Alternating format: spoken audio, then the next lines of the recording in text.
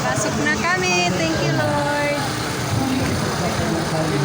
Karating na kami. Thank you so much. Mapapis lang kita.